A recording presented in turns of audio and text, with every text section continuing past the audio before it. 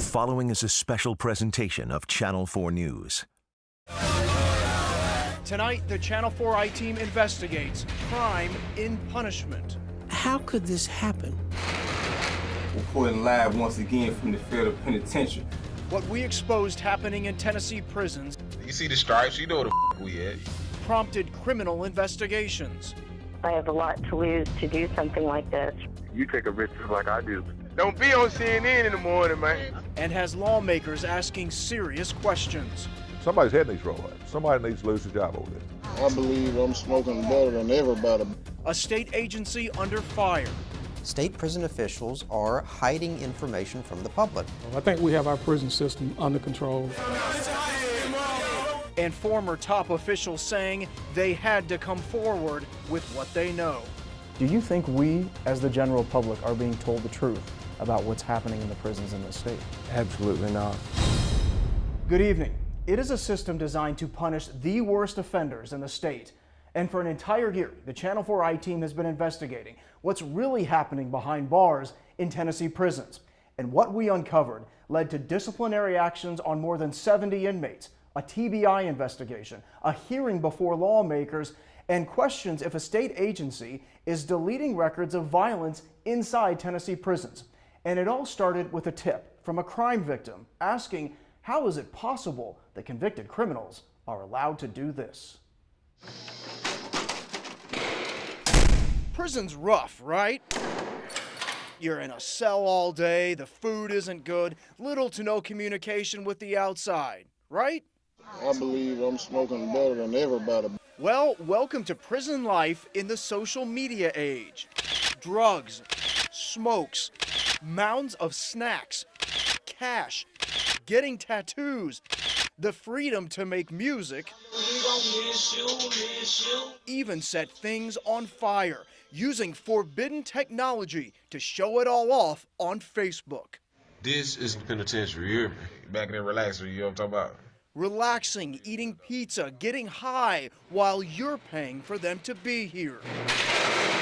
Anybody who sees those videos, they're going to be sickened by it, they're going to be angered by it.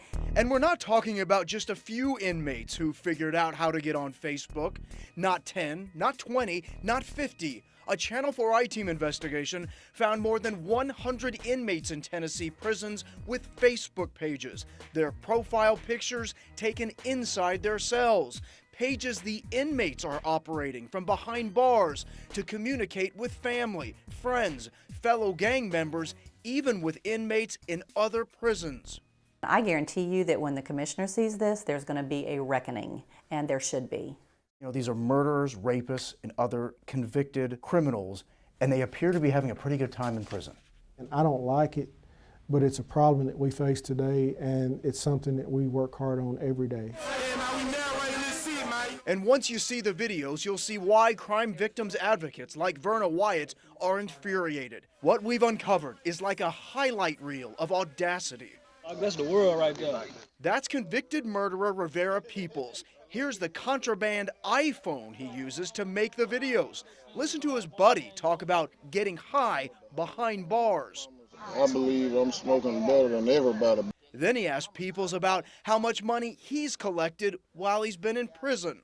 How much money you got, Phil? 1,000? I got 1,000. I'm 1,000. I'm definitely 1,000. And he's not alone. Here's a photo we found of an inmate holding $200, and another inmate shared the same photo on his Facebook page, just like you would share a picture you liked. But let's get back to the videos. You see me? Peoples and his criminal pals are back. This time, it's daytime in the prison yard, telling everyone on Facebook that life behind bars, not so tough. Between me and you, man, you feel me? This ain't half bad. There's video of inmates watching TV, singing and rapping. It was so real, it fills me with this nausea. But none of that compares to convicted burglar Martez Wright, operating his Facebook page from inside the Shelby County Correctional Center, posting videos of his exploits while in a Memphis jail. First, he shows off what he says is marijuana. Then he talks about the side effects of smoking loud, a slang term for weed. Man, everybody in here on this stupid loud. We all hungry. And to satisfy his munchies, take a look at his spread. Man, we hungry. We finna get ready to eat this feast, scrumptious items that we get that we eat on a daily basis. What they're doing is breaking the law. They're rubbing everyone's face in it. There's also a real criminal element to all this. The Channel 4i team examined more than 100 communications and found this. 2 inmates in 2 different prisons having a conversation on the Facebook wall. One saying, "I need to get with someone at your prison, send me your number." And the other inmate posts the number to call. So here are 2 inmates communicating with each other in 2 different prisons. Well, it is a problem. Obviously, this is instant communication. Assistant Commissioner Tony Parker is in charge of security in Tennessee's prisons. How can a guy set a shirt on fire without your correctional officers knowing? You have 1 officer and 128 inmates in a prototypical housing unit. It appears that they have took something and covered up the door. Parker looked at every photo and every video we found. This has to be embarrassing for you. It's something I don't like, obviously. So imagine what the victims of these criminals felt seeing all that. Well, they had plenty to say, and the state took swift action. I could observe Miss Sadler lying on her back. Her head was bloodied. When Ivan Marino was convicted of strangling and murdering her grandmother, Michelle Elliott thought his days of enjoying life were over. Yeah, when I saw him in court, I figured I'd never have to see him again. Then the Channel 4i team showed her this, Marino's Facebook page. Despite being behind bars, he's posting updates, commenting on pictures, even showing himself playing the guitar. His profile picture taken inside his jail cell.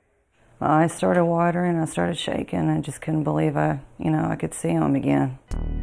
Convicted murderers, rapists, and other violent offenders enjoying all the perks of social media, including convicted murderer Brandon White, openly showing off 2 things you can never have in prison, his phone and his cash, $200.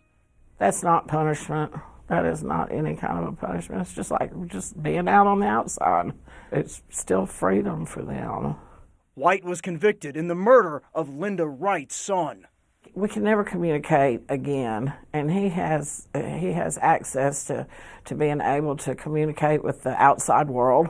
And there was no hiding the fact they had phones. White and several other inmates posted their phone numbers.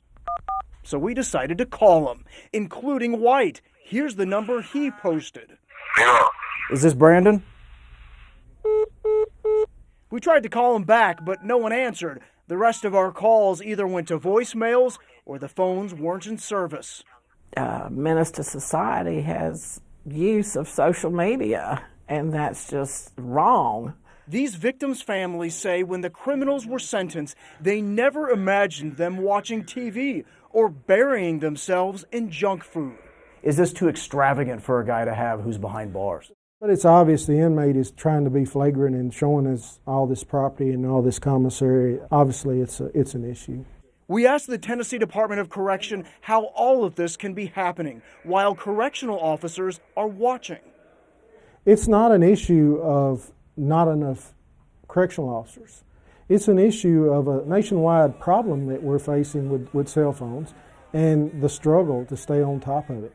Sometimes the inmates on Facebook even surprise their own friends and family with their freedom. We found several posts with people writing on inmates' Facebook walls, "How are you locked up?" and on Facebook. Every Department of Correction struggles with contraband. It's something that I'm not proud of, but it's a reality. I think my first question would be, how is this happening? As soon as the Channel 4i team brought our findings to the state, they immediately launched investigations in 14 prisons across the state, finding 53 cell phones, drugs, and a deadly weapon.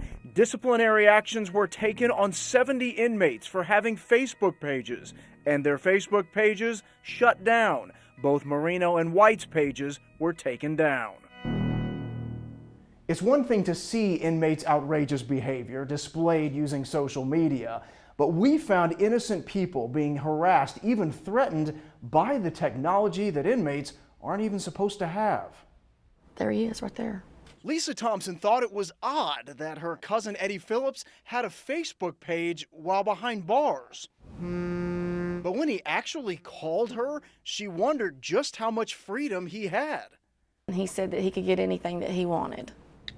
And then came the texts. They were harmless at first, but she started getting texts asking if she had friends who would send sexy pictures, then asking for sexy pictures of herself.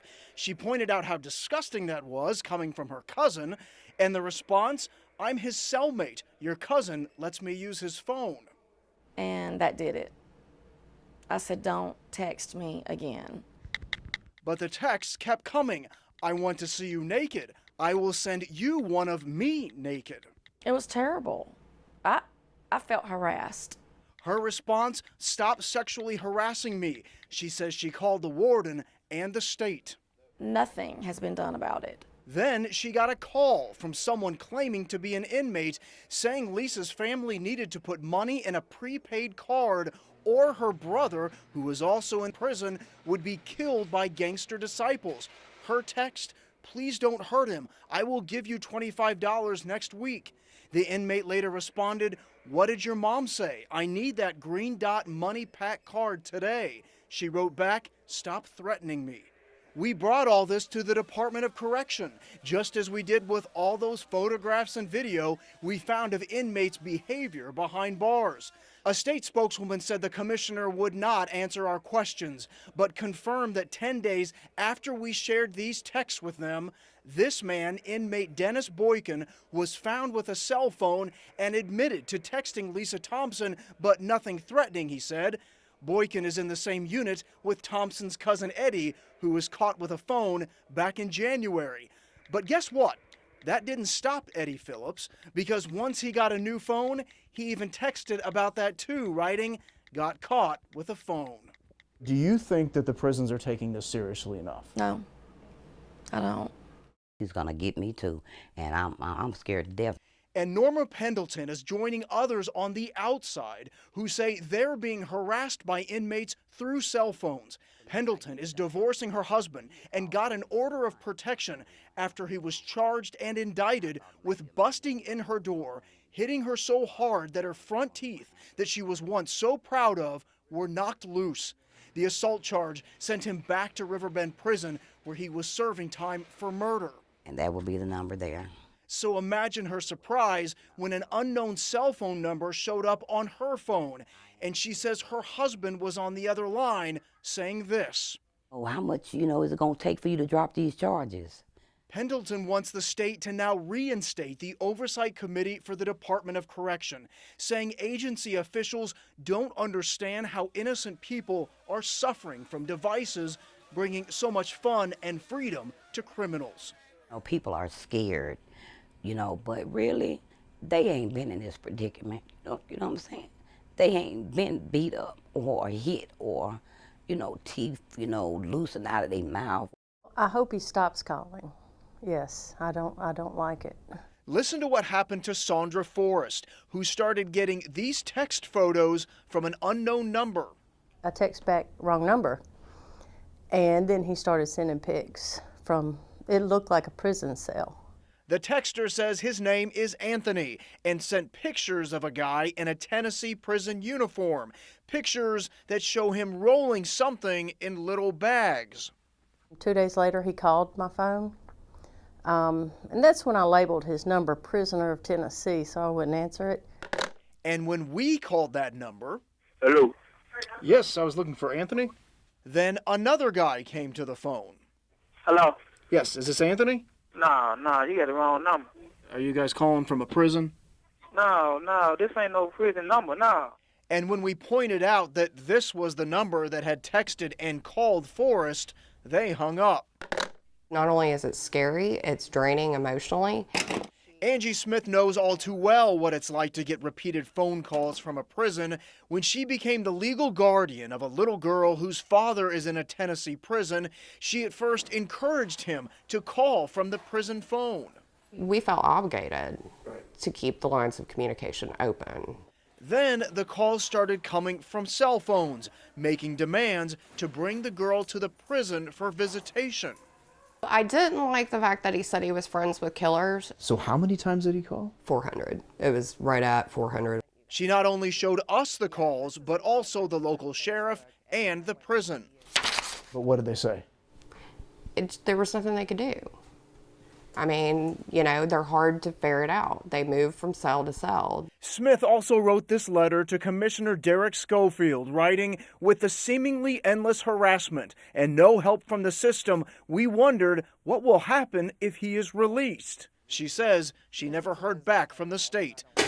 A spokeswoman for the Department of Correction says there's no record of the commissioner receiving Smith's letter. The spokeswoman also pointed out cell phones are a problem, not just in Tennessee, but across the country. We deploy a number of tools to interdict, detect, and confiscate cell phones and other contraband. For Smith, when the inmate got out on parole, she says they took action. And I'm not gonna lie, when he got out, we've taken some security measures around here. Coming up, you've seen what inmates can do with this contraband, but how they get it has many state employees in a lot of trouble. And what the Channel 4 I-Team uncovered that led to a TBI investigation and a criminal charge. We both have a lot to lose. That's next. You've seen the parties behind bars and how inmates are displaying it using social media. But somebody has to provide all that contraband. And our investigation found some state employees doing more than just guarding the inmates. Department of Correction records show since 2011, 32 prison employees have been fired, accused of bringing contraband into a prison. The state's online records don't often detail what the contraband was, but in 5 of the 32 cases, they were specifically cited for bringing in cell phones or cell phone chargers. I think from time to time, we have staff that make bad decisions. The arrest of one correctional officer really gets under the skin of the assistant commissioner. I take it personal. A correctional officer at Riverbend, Josh Jackson, was assigned to what's called Strike Force 3. They're an elite tactical group whose job it is to seek out contraband inside the prison. Jackson's termination letter shows on March 1st, after a random search on vehicles in Riverbend's parking lot, an empty phone container and marijuana wrapped in tape were found in his car. The letter reads, in discussions with an internal investigator, Jackson admitted to having met a female family member of an inmate at Riverbend and received a package of pills from her. The letter says while it can't be proven that Jackson brought the phone onto the compound and gave it to the inmate, he was still in violations of the state's policies. We repeatedly attempted to contact Jackson for comment, but were unsuccessful.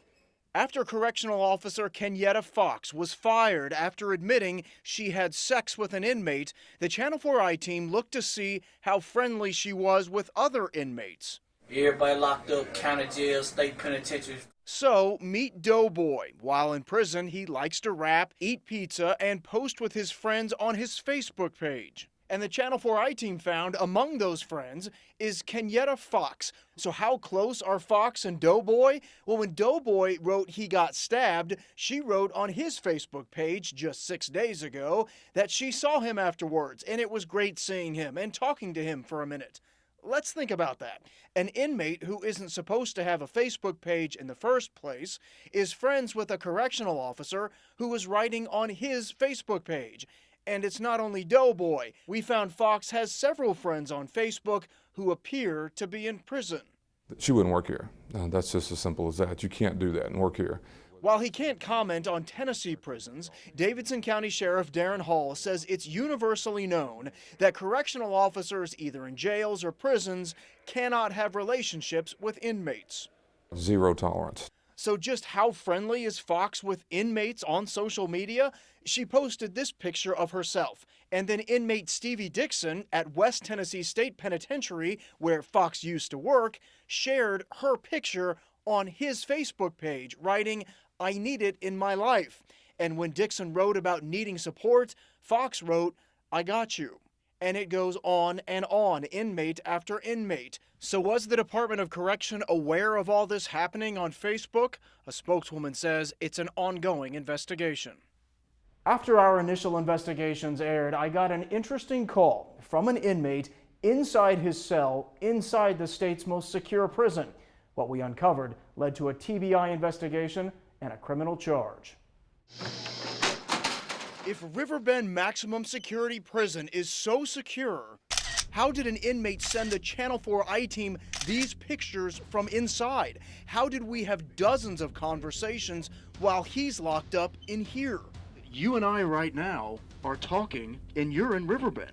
I'm sitting in my cell on a cell phone talking to you doing this interview. The answer is obvious. Inmate David Faulkner gets cell phones smuggled to him, and we're about to show you how he says he gets them. It all started in September when I started recording conversations with David Faulkner. He sent me pictures of his cell, the prison, his stash, his tobacco, and then this note that gave instructions of how Faulkner was to get another phone. $400 wrapped in plastic, $200 extra for weed. Let me know ASAP before I leave tonight. Signed, Simmons. Who is Simmons? Faulkner says he's a correctional officer. Over the last 18 months, I've probably bought 20 phones from him, probably 1,000 packs of cigarettes, probably at least a pound of weed. Hoping that coming forward with what he knows would get him moved out of Riverbend into another prison, Faulkner enlisted the help of his fiancée, Sandy Jordan, to give all his information to the State Department of Correction.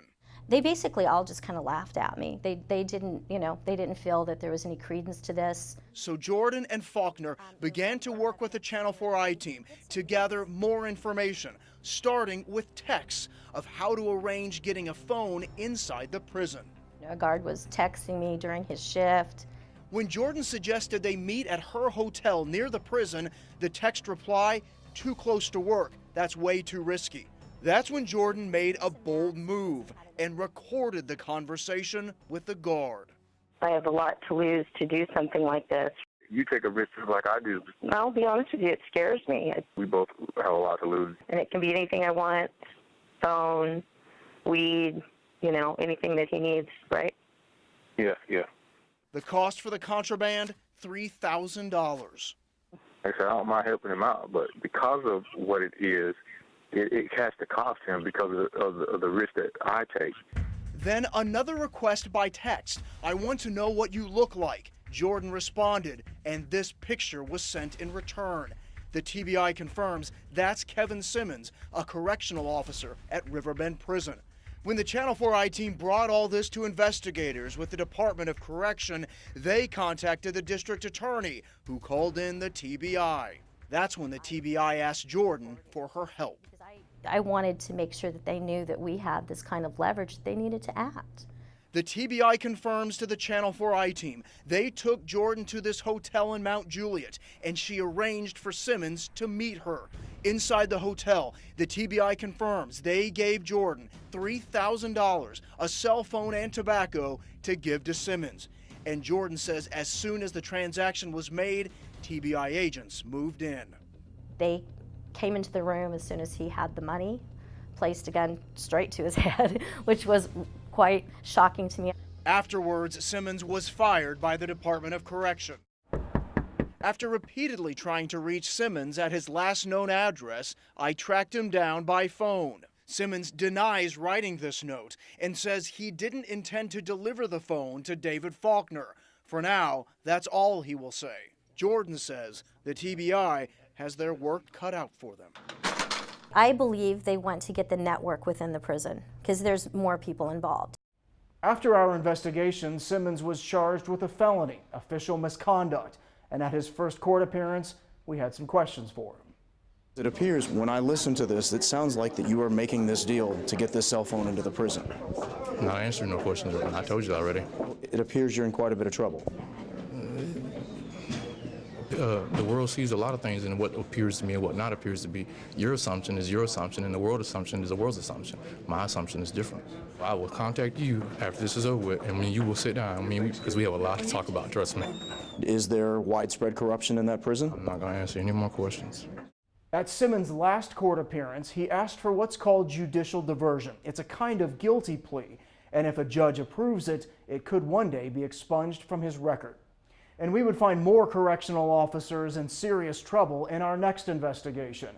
Former prison employees came to us with what they said was another example of outrageous behavior behind bars. The state wouldn't discuss it, but public records told the story.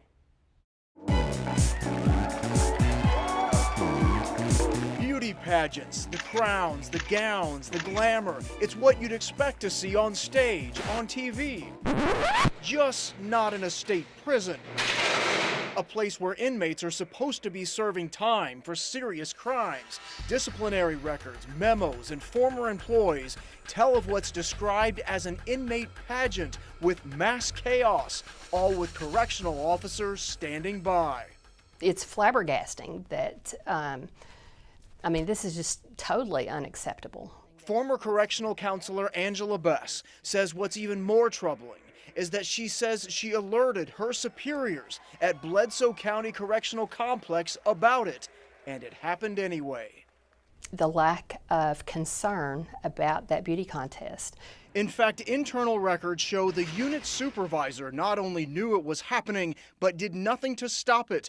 That unit supervisor and 3 correctional officers, 1 man and 2 women, were suspended for 10 days without pay. This is not a reality TV show. You are in prison. And like reality shows, the pageant was caught on video, but the state refuses to release it, saying they won't for security reasons.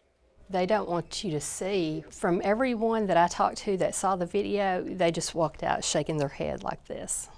It was that bad. The state also won't comment on the incident, saying it's under investigation or give any details about what happened.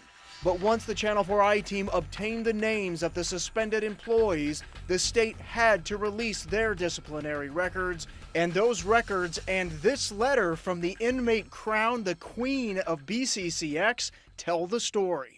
January 31st, several female inmates participated in an unapproved 1-hour inmate pageant. Inmates from another section of the prison were allowed to come in and watch. Quote, there was mass chaos, numerous occurrences of uproar, cheering, and applause from other inmates. That numerous security violations were noted, all with correctional officers, quote, observing, not taking any action to stop it, and failing to report it to shift commanders. So what actually happened in that pageant? Bess spoke with inmates involved in the pageant before the incident and with staff afterwards. A second source confirmed the details, and the Channel 4i team tracked down the inmate who was crowned queen, and she wrote us this letter also confirming details.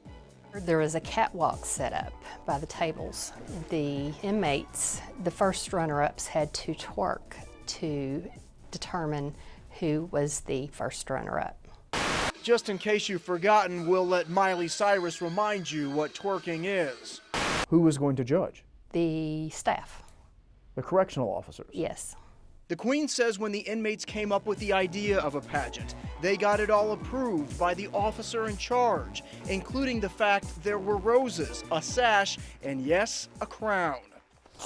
Bess, who as a counselor was teaching a class to women to develop better social skills, to prepare them for the outside world, says the pageant was a major step backwards.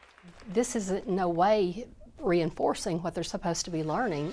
Bess, another source, and the Queen all say an inmate was injured in the process. The Queen writing, quote, a lady ended up falling out of a chair and knocked herself out. We asked the state about that. A spokeswoman emailed back in quotes, no one was injured. But take a look at this internal document from one of the disciplinary hearings. Warden says one of the inmates was injured when attempting to climb over some chairs, and that medical had to be called in to treat one of the injured inmates.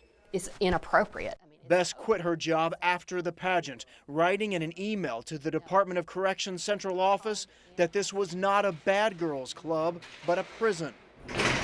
Bess also finds it strange that on the day the Channel 4i team first requested details of the incident, this memo later went out at the prison that day, saying from that day forward, only female guards would be guarding female inmates.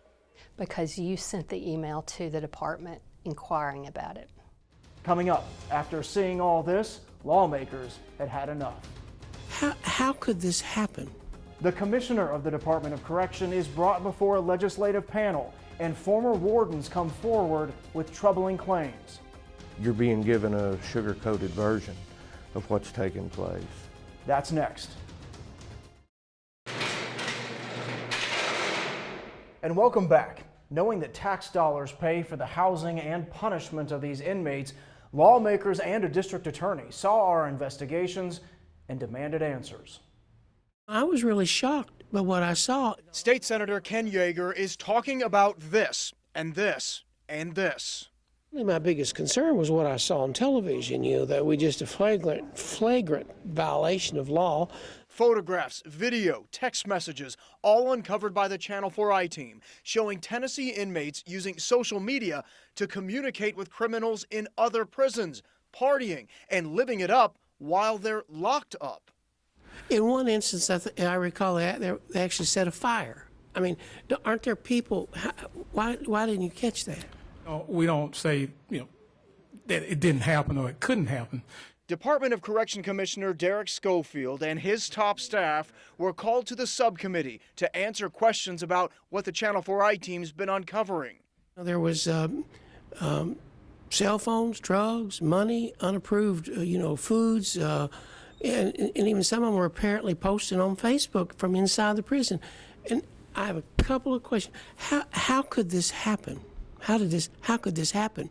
With the advance of cell phones, and that has become more of an issue as in the latter years, and those cell phones have access to internet. Schofield downplayed everything we've shown you. Some of that, depending on what footage you watch, wasn't at TDOC facilities. He may be talking about this video, which we originally reported was taken inside a county facility, but it was posted on Facebook while the inmate was in a Tennessee prison cell. Schofield also challenges our findings of how many inmates were on Facebook. But after we brought our discoveries to the state, 70 inmates were disciplined. Assistant Commissioner Tony Parker also mentioned that in the last 4 months of 2013, 5 staff members were arrested for bringing in contraband. It's unclear if that number includes former correctional officer Kevin Simmons, who the Channel 4i team exposed allegedly planning to slip contraband into the most secure prison in the state.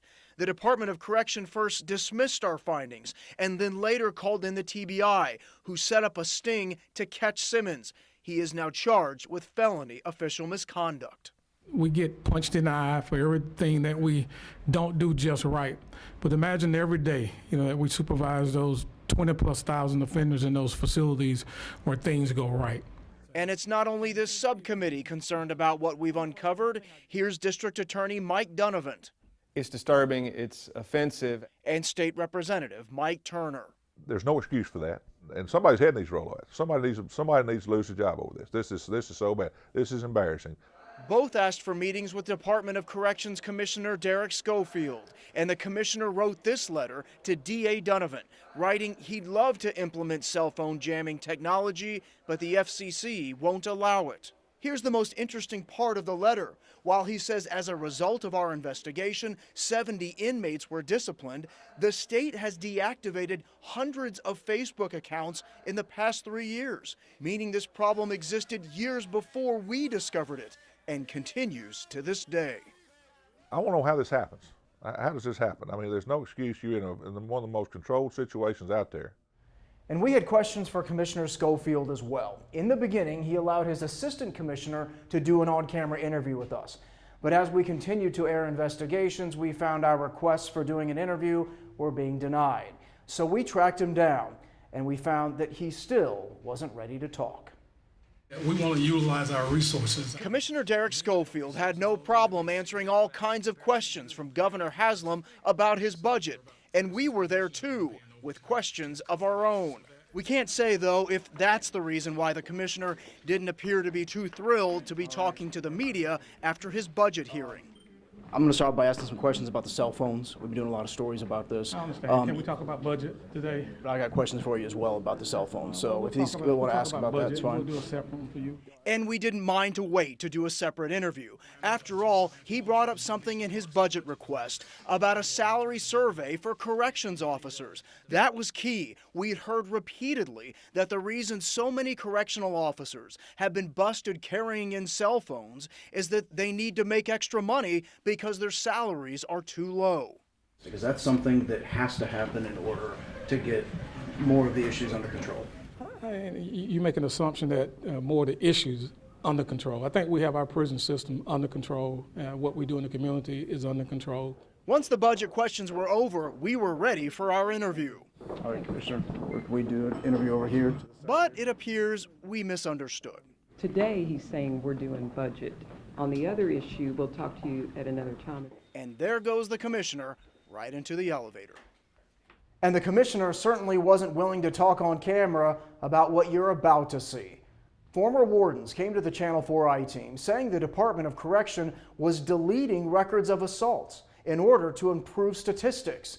But in some cases, before those records were deleted, the Channel 4 I-team obtained them.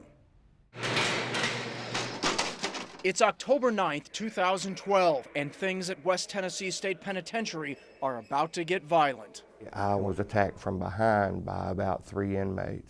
Watch as a riot breaks out, and former warden Jerry Lester is caught up in the fight. Staff and inmates fall, leap over each other. After the riot is contained, Lester starts to feel pain. I wound up having to have surgery for a torn rotator cuff and was unaware of it at the time, but my arm was actually broken as well. But in all the state records of that riot, there is no mention of an assault on Warden Jerry Lester. And there appears to be no record of it. Correct. In fact, none of the inmates involved in the riot were ever charged with assault, instead disciplined for participation in a security threat group, a charge Lester says isn't included in yearly stats of assaults provided to the governor and the public. This former warden says this is just one example of a calculated effort being made by his former agency, the State Department of Correction, to hide assaults on staff and inmates. Do you think we, as the general public, are being told the truth about what's happening in the prisons in this state? Absolutely not. You're being given a sugar-coated version of what's taking place. And he isn't the only former warden coming forward. I do not think the public knows what's happening in this prison. That's recently retired Deputy Warden Andrew Lewis. Lewis says after spending much of his career investigating assaults in prison, he was told by his warden that he was no longer allowed to classify assaults on internal reports, that the wardens would now review each case and make that determination. Experienced staff knew what an assault on staff was. I knew what an assault on staff was. Lester says he and other wardens were given a clear message from Commissioner Derek Schofield and his upper management. And anything that could be changed to staff inmate provocation, we were to do so. Is it safe to say you were encouraged to turn assaults into something else? Encouraged, if not ordered to. That's the way I felt. You know, I felt like we really don't want the accurate number of assaults reported. These former wardens say the reason is because of the rising number of assaults on offenders and staff. But after wardens started evaluating the cases in late 2012, the numbers dropped. Assaults on staff went from 779 in 2012 to 704 in 2013. Assaults on offenders down from 528 in 2012 to 433 in 2013. All we've actually done over the past 2 years is rename a lot of the incidents so they don't appear as assaults. Commissioner Derek Schofield refused to go on camera to answer our questions. He did send us a statement saying he directed the wardens to evaluate assault cases after a September 2012 audit from the Comptroller's Office that urged the state to clarify its policy on reporting incidents, that confusion on the policy could lead to inconsistent reports of incidents. But Lester says the effort instead has been to eliminate reports. Records have been purged, different types of incidents have been renamed. And take a look at this. This internal memo dated April 2012 from Jason Woodall, Deputy Commissioner of Operations, shows assault cases reported by staff. After review, 12 of those assault cases were deleted, citing that errors were made in the initial reporting. The Channel 4 I-team obtained some of these cases from a source before they were deleted. One reads an inmate was hit in the mouth by another inmate and evaluated by a nurse. The handwritten notes on the incident reads, "Coded incorrectly, needs to be deleted. No inmate was charged." Just because an inmate was not charged with an institutional disciplinary offense doesn't mean that you just erase the incident report as if it didn't happen when it really did. Prison watchdog Alex Friedman says none of the cases first deemed as assault and later found to be something else should have ever been deleted. State prison officials are hiding information from the public. They're deleting information, they're deleting records, and the public has a right to know. We sent all of these records to the commissioner for clarification and for further explanation. Again, he wouldn't do an interview, but in his statement wrote, when incidents are found to be incorrect, modifications and deletions are required. TDOC has never attempted to cover up assaults or any other incidents. Lester and Lewis both say even the governor hasn't been given the correct numbers of assaults. You have concerns that he doesn't know. Yes. If this does not wake people up and make people understand that the way prison officials in this state are reporting incidents and basically covering up higher levels of assaults, then I'm not sure what it would take. And the Channel 4 I team just obtained new numbers that show while assaults are down, the number of inmate staff provocation, like the inmates were charged with after the riot and injury of the warden, are up. Take a look. 393 in 2011, 521 in 2012, and up to 739 in 2013. Our investigation into the deleted cases prompted not only concern from a lawmaker, but also an internal email from the state calling our story propaganda. What I am concerned about is the deleting of records. I will definitely reach out to department staff regarding both stories. The Channel 4 I team also obtained this email sent out to wardens from Assistant Commissioner Tony Parker, calling our stories propaganda and giving talking points to address questions from staff, including, we know that assaults occur in prison, and we're not trying to deny that. Our effort is to get a more accurate reporting system and ensure incidents are coded as they should be. These former wardens say even the governor is being misled. These wardens don't believe you've been given the right number of assaults. I think the important thing is to make sure we're all defining incidents in the exact right way, and that's what I've asked the Department of Corrections to follow up with me on. Coming up, from state prisons to the federal pen. We promise you we're going to get y'all the video y'all want. The Channel 4 I team takes our investigation beyond the border of the state. And the most notorious serial killer in Tennessee weighs in on our investigation. That's next. As we continue to mine social media for proof of other inmates' wild behavior, we came across something unexpected. Inmates claiming to report live from inside a federal penitentiary. Yo, what's up, everybody? It's your boy Stackhouse of Dawn, reporting live from the federal penitentiary. You could call it the Stackhouse and Boo Show via the federal penitentiary in Atlanta. Y'all stay tuned in, man. You know, we always gonna keep y'all updated what's going on in this prison. These Tennessee natives, actual names Cameron Braswell and Rex Whitlock, show off their shoes, their stamps, their tattoos. They're posting the kinds of videos and pictures and status updates you see every day on Facebook, except they're federal inmates, one convicted of drug charges, the other drug and weapons charges. And until the Channel 4 I team brought these videos and pictures to the federal prison system, the show went unnoticed on social media. The Federal Bureau of Prisons confirms they're now investigating. I looked at everybody comment, the hood love me. And it's easy to see why the feds are concerned. Braswell and Whitlock openly talk about using social media while behind bars to communicate with anyone. So keep on commenting, sending all friend requests. Y'all already know I'm accepted, man. And make no secret of how they're doing it, even when they have problems with the contraband. We had some technical difficulties with the video. We don't know how to work these phones. All these buttons and apps. We promise you we're going to get y'all the video y'all want tomorrow. And on Braswell's page, he even thanks the president and U.S. Attorney General Eric Holder for reducing prison sentences for drug offenders.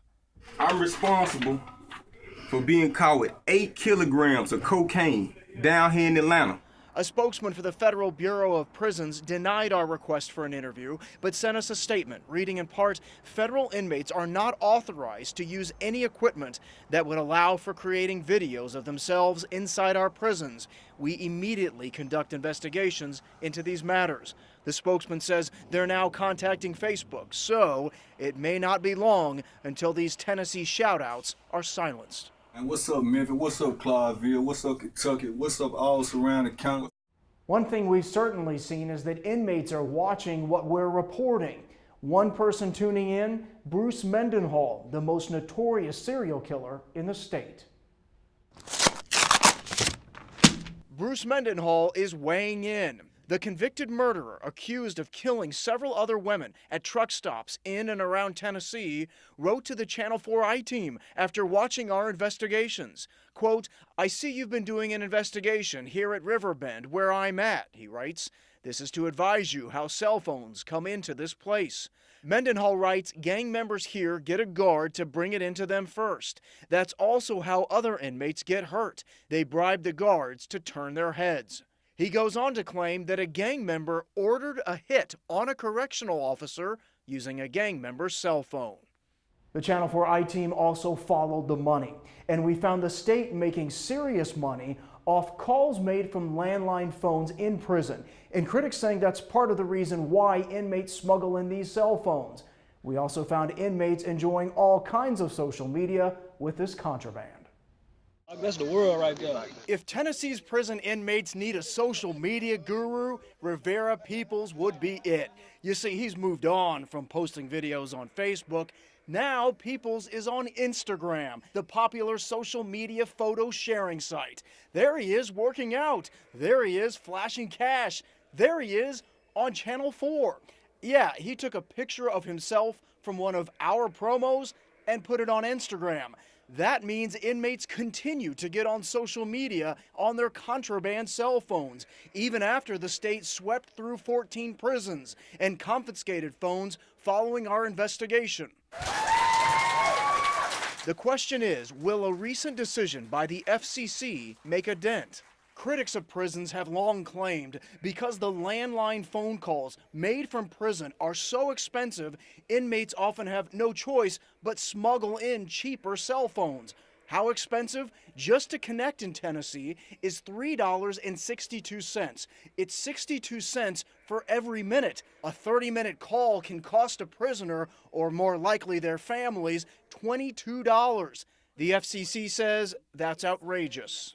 Too often, families are forced to choose between spending scarce money to stay in touch with their loved ones or cover life's basic necessities. And the State Department of Correction has cashed in on the costs, contracting out through a private phone company and earning more than $2 million in 2012 on the calls. Tennessee, like most states, has inflated phone rates because the state gets a commission kickback from the phone company. And if you'd like to see more on how we conducted our investigations, just go to WSMV.com. We've got a timeline created there that shows step by step how we gathered the recordings and data that launched the TBI investigation at Riverbend Prison. Thanks for watching this Channel 4 I-Team special report. We want to leave you with this. The inmate who launched our entire investigation, Ivan Marino, well, we told you his Facebook page was shut down after our first story aired. We recently found out he started a new Facebook page, and for almost a year now has kept posting pictures and communicating with the outside world. Tonight, nurses are coming forward with troubling stories of what they say is happening to women inside a state facility. They're not only talking, but providing documentation of what they say is taxpayer waste and a lack of patient care. Here's Chief Investigative Reporter Jeremy Finley. Well, these nurses are so concerned about what they say they've witnessed, they gave us internal state documents. And while the state says the care they're providing is good for these women, the nurses say they took this risk for you to see this. In photographs, Keena Spurgeon appeared to have everything. Beautiful children, a loving family. But like so many in Middle Tennessee, drug charges landed her in the county jail. Yet for her children, the worst was yet to come. I started crying. And I told her, I said, yeah, your mama's really, really sick. In jail, Spurgeon was diagnosed with advanced cancer. She needed so much care, she was ultimately moved to the Tennessee Prison for Women. But what happened there has her family, nurses, even her doctor at Vanderbilt raising questions if her pleas for help were ignored. I couldn't live with it, that's why I left. I couldn't do it anymore. And it's not only Spurgeon. Because of their concern for the other female inmates, former and current nurses at the prison made copies of medical care grievances to expose what they say is substandard care from a company paid with millions of taxpayer dollars to provide health care in Tennessee prisons. No one wants to see their tax money wasted. They don't want to see their money wasted. In 2014 alone, the company Centurion was paid to treat inmates more than $70 million. Inmates like Keena Spurgeon. Even though her cancer wasn't curable, she wanted to fight because she was due to be released from prison next month on December 30th. That was her main thing. She wanted to come home and be with her kids. But then her family started getting letters from Spurgeon saying she was not being taken to her medical appointments at Vanderbilt. She kept calling me and telling me, you know, that they hadn't took her to the doctor and she didn't know what was going to happen. Even Spurgeon's doctor at Vanderbilt, Dr. Vicki Keedy, wrote that Spurgeon was missing important appointments, that Keedy's nurse experienced difficulty communicating with the facility, that Spurgeon is in need of more frequent appointments, which have been historically difficult to orchestrate from the prison facility. The next month after her doctor wrote she needed more appointments, Spurgeon died. I can't sit here as a nurse and watch someone die and not do anything.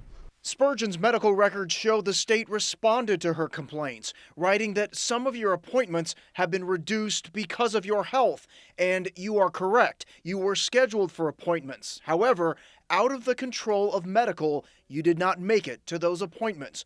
It's unclear what either statement means. Do you think the state failed your daughter? Yes, yes I do. And these nurses believe other patients' health care are being neglected as well, and delivered the Channel 4 I-Team 12 grievances filed since last December of women complaining of their care inside the prison. 3 of the 12 complained to the state that they stopped receiving or getting refills on some of their medicine when Centurion won the contract. Another inmate wrote, "I fear retaliation of my medications being stopped." Others who have filed grievances had their medications stopped. Have you witnessed women not getting their medicine? That is true. Others write of waiting months for treatment for a fractured wrist and for a growth that ended up being cancerous. One said she is now deaf in one ear because of a lack of treatment. Were these women suffering? Absolutely. Absolutely. Spokeswomen for Centurion and the Department of Corrections say they can't discuss the complaints because of HIPAA guidelines, but the Centurion spokeswoman did email, "We take any allegation regarding treatment seriously, and we are working closely with the department to make sure there are no issues at the facility." A Department of Corrections spokeswoman emailed saying, "We have reviewed the information you provided and have determined the care was consistent with the department's standard practice." These nurses say what they've seen is anything but standard. That inmate is somebody's sister, daughter, mother, grandmother, wife. That person means the world to somebody. It hurts. It makes me angry. I don't know. Spurgeon's family says she did respond favorably when her treatment started and believes if she had been taken to all of her appointments, she would have lived long enough to leave prison.